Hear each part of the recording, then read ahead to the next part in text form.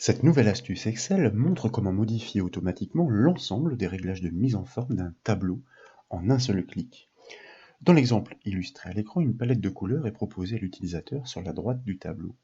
Et comme vous pouvez le voir, au simple clic sur l'une de ces cases, les polices et bordures du tableau arborent automatiquement la couleur ainsi choisie. Pour la démonstration de cette astuce, nous proposons de récupérer un tableau riche en données et déjà accompagné de cette palette graphique. Et bien sûr, ce classeur est offert au téléchargement depuis le site bombache.fr. Le tableau recense des activités de sortie dans certains départements. Il s'étend pour indication jusqu'à la ligne 103. À ce stade, un clic sur l'une des cases de la palette ne produit encore aucun effet. La formation Excel pour adapter automatiquement la vue d'un graphique au clic de la souris nous avait appris une astuce fort intéressante. Les formules d'une feuille de calcul sont réactualisées à chaque modification entreprise dans une cellule. Mais il n'en est rien au changement de sélection, soit au clic de la souris dans une autre case. Pour forcer cette actualisation sur cette action, nous devons gérer un événement en VBA Excel. Mais rassurez-vous, il s'agit d'une simple petite routine. Pour ce faire, je vous propose de réaliser au clavier le raccourci Alt F11. Ainsi, nous basculons dans l'éditeur de code Visual Basic Excel et nous sommes déjà placés dans la feuille qui est associée dans la page de code, qui est associée, comme l'illustre d'ailleurs l'explorateur de projet sur la gauche de l'écran, associée donc à notre feuille MEF tableau. Précisément donc en haut de cette page de code, je vous invite à déployer la liste déroulante de gauche pour choisir l'objet Worksheet. Cet objet désigne la feuille active, celle sur laquelle nous travaillons, et cette action doit avoir pour effet de créer la procédure événementielle Worksheet Selection Change. Tout code inscrit entre ces bornes se déclenchera donc au moindre changement de sélection entrepris depuis la feuille MEF tableau. Si vous n'obtenez pas cette procédure événementielle, ou si ce n'est pas l'événement que vous souhaitez gérer, eh bien vous pouvez le changer en le choisissant à l'aide de la liste déroulante de droite. Vous notez la présence de l'objet Target passé en argument de cette procédure. Il désigne la cible, soit la cellule cliquée. Grâce à certaines de ses propriétés, nous allons être en mesure de prélever les coordonnées de cette dernière afin de savoir quelle case de couleur a été cliquée dans la palette. Pour débuter donc avec cette petite routine de code, comme je vous le disais, je vous propose que nous émettions tout d'abord un multiple critères, c'est-à-dire des conditions à recouper grâce à l'objet target et premièrement grâce à sa propriété colonne que nous validons.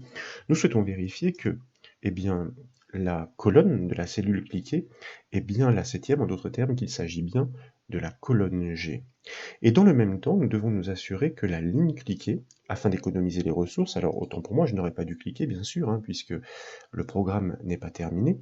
Dans le même temps, donc, disais-je, nous devons nous assurer que la ligne cliquée est bien située entre la quatrième et la huitième, comme vous pouvez le voir. Ainsi, nous n'enclencherons aucune action si l'utilisateur clique en dehors de la palette de couleurs, histoire, pour le répéter, d'optimiser les ressources. Et donc que dans le même temps, notre ligne pour cette cellule cliquée est nécessairement supérieure ou égale, alors supérieure suivi du symbole égal, autant pour moi, décidément je vais y arriver, voilà, à 4, tout simplement parce que je n'ai pas de pavé numérique sur l'ordinateur avec lequel je travaille. Et que dans le même temps, donc, notre ligne est bien inférieure, comme nous l'avons dit, inférieur ou égal à l'indice 8.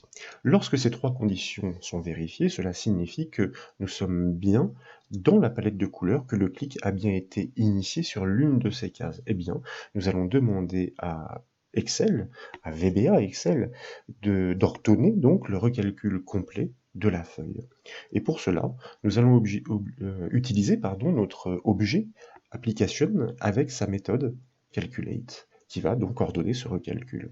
Suite à cela, nous pouvons enregistrer ces modifications, bien entendu, et dès lors, puisque pour le code VBA, c'est terminé, nous pouvons fermer notre éditeur en cliquant sur la croix de la fenêtre. Et nous sommes de retour sur la feuille. Maintenant, pour faire réagir les couleurs du tableau en fonction de la case cliquée dans la palette, nous devons construire une règle de mise en forme conditionnelle tout à fait particulière. Elle doit exploiter la fonction cellule, avec comme paramètres les attributs ligne et colonne. Elle renseignera ainsi sur les coordonnées de la cellule au moment du clic. Nous devons vérifier que la colonne est bien la septième, comme nous l'avons fait en VBA, et dans le même temps, en fonction de l'indice de ligne, nous pourrons appliquer le réglage de couleur en cohérence, bleu pour l'indice 4, orange pour le 5, etc. Et cette règle de mise en forme devra être répliquée et adaptée à 4 reprises, bien sûr, pour les 4 autres cases de couleur.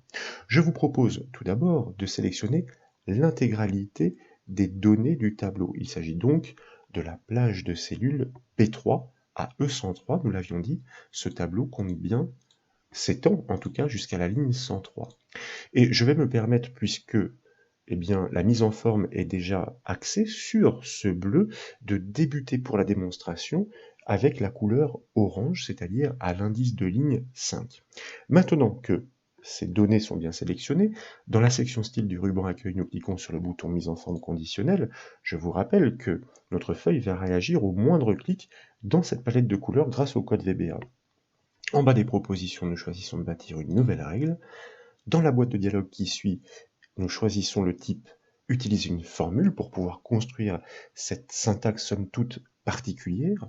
Et là, bien sûr, nous cliquons dans la zone de saisie du dessous et nous devons vérifier une double contrainte, en même temps l'indice de ligne et l'indice de colonne. Donc, grâce à notre fonction Excel cellule, comme nous le disions, nous allons lui passer en paramètre l'attribut ligne, entre guillemets, pour indiquer à cette fonction que nous souhaitons connaître l'indice de ligne de la cellule active au moment de la demande, donc au moment du clic. Est-ce qu'il vaut bien 5, 5 pour le orange? Je commence à partir de la deuxième couleur. Et donc, dans le même temps, nous allons prélever ce bout de syntaxe. Nous souhaitons nous assurer que le clic est bien effectué en colonne G, c'est-à-dire dans la 7e. C'est la raison pour laquelle nous tapons un point-virgule pour poursuivre l'énumération de ces conditions. Le renseignement concerne désormais l'indice de colonne et non plus l'indice de ligne, donc nous devons adapter cet attribut colonne. Est-ce qu'il vaut bien 7 pour la colonne G? Et dès lors, nous pouvons fermer la parenthèse de notre fonction et puisque l'énumération des conditions est terminée. Ensuite, nous devons faire en sorte que le tableau réagisse et prélève cette couleur orange pour l'appliquer à ses bordures et à sa police. C'est pourquoi nous cliquons sur le bouton Format. Dans la boîte de dialogue qui suit, nous activons l'onglet Bordure. Nous choisissons avec la liste déroulante un orange semblable à celui-ci. Nous l'appliquons grâce au bouton Contour à l'intégralité de l'encadrement de toutes les cellules. Nous validons, alors j'ai validé trop tôt, puisque je ne me suis pas encore soucié de la police. Nous sommes dans l'onglet Bordure, nous activons l'onglet Police. De la même façon, nous choisissons un orange et nous validons ces attributs par OK et nous validons la création de la règle de nouveau par le bouton OK. Puisque les données sont encore sélectionnées pour la démonstration, je vous propose que nous nous occupions désormais de la couleur jaune assez vive et chaleureuse. Nous cliquons de nouveau sur notre bouton mise en forme conditionnelle. Cette fois-ci, je vais choisir l'option gérer les règles pour pouvoir retourner sur ma règle précédente car je n'ai pas pris soin de prélever sa syntaxe, c'est dommage, puisque finalement il s'agit seulement de l'adapter. Donc je la copie, je reviens dans mon gestionnaire de règles, je crée une nouvelle règle, nous revenons dans la même boîte de dialogue que précédemment, à partir d'une formule, cela va de soi. Dans la zone de saisie, nous collons la précédente syntaxe, seul l'indice de ligne change. Cette fois-ci, s'il s'agit de la 6e ligne, toujours pour la colonne 7, c'est-à-dire la G, cette fois, nous devons appliquer des attributs de couleur jaune.